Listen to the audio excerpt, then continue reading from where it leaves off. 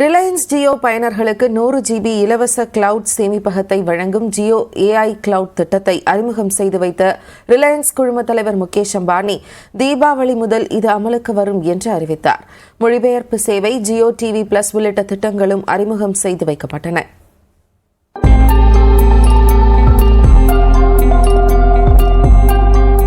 Reliance industries நிறுவனத்தின் 47வது ஆண்டு பொதுக்குழு கூட்டம் மும்பையில் நடைபெற்றது. இதில் ரிலையன்ஸ் குழும தலைவர் முகேஷ் அம்பானி உரையாற்றினார். அப்போது ரிலையன்ஸ் இண்டஸ்ட்ரீஸ் நிறுவனத்தின் ஆண்டு வருவாய் 10 லட்சம் கோடி ரூபாயாக உயர்ந்துள்ளதாக முகேஷ் அம்பானி தெரிவித்தார். இதன் மூலம் 10 லட்சம் கோடி ரூபாய் வருவாயை எட்டிய இந்தியாவின் முதல் நிறுவனம் என்ற சாதனையை ரிலையன்ஸ் இண்டஸ்ட்ரீஸ் படைத்துள்ளது. I can clearly see Reliance earning a place in the top 30 league in the near future. The total employment created by Reliance has gone up. We added over 1.7 lakh new jobs last year.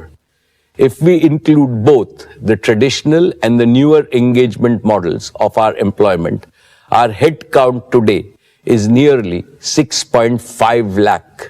Among all of Reliance's record achievements so far, this one will always hold a special place in my heart, because employment creation for India's talented youth has to be our top national priority.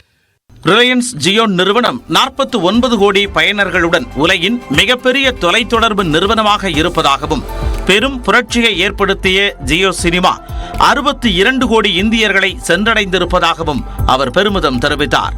தேர்தல் செய்திகளை வழங்குவதில் நாட்டின் முதன்மை தொலைக்காட்சியாக news 18 குழுமம் இருப்பதாகவும் முகேஷ் அம்பானி குறிப்பிட்டார்.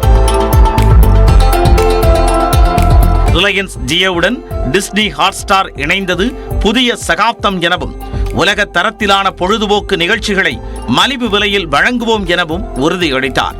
Reliance industries நிறுவன பங்குகளுக்கு bonus வழங்குவது குறித்து செப்டம்பர் 5ஆம் தேதி நடைபெறும் நிர்வாக குழு கூட்டத்தில் முடிவெடுக்கப்படும் என்றார். செயற்கை நுண்ணறிவு எனப்படும் AI தொழில்நுட்பம் அனைவருக்கும் சென்றடைய வேண்டும் என்பதே இலக்கு என குறிப்பிட்ட முகேஷ் அம்பானி, ரிலையன்ஸ் ஜியோ பயனர்களுக்கு 100 GB இலவச கிளவுட் சேமிப்பகத்தை வழங்கும் ஜியோ AI கிளவுட் திட்டத்தை அறிமுகம் செய்தார்.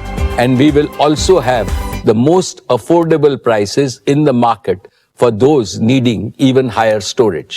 இதன் மூலம் ஜியோ பயனர்கள் தங்களின் படங்கள், வீடியோக்கள் மற்றும் கோப்புகளை அதிக அளவில் பாதுகாப்பாக வைத்திருக்க முடியும் என கூறிய அவர், இந்த திட்டம் வரும் தீபாவளி பண்டிகை முதல் அமலுக்கு வரும் என அறிவித்தார்.